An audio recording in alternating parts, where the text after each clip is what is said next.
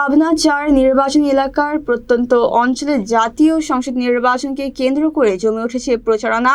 প্রার্থী, সমর্থক ও ভোটাররা দিনরাত নির্বাচনী কাজে ব্যস্ত সময় পার করছেন নিজেদের পছন্দের প্রার্থীকে বিজয়ী করতে। পুরো নির্বাচনী এলাকায় বিভিন্ন প্রার্থীর পক্ষ থেকে ক্যাম্প স্থাপন, গণসংযোগ, লিফলেট বিতরণ ও পরিকল্পিত সমাবেশের মাধ্যমে ভোট প্রার্থনা অব্যাহত রয়েছে।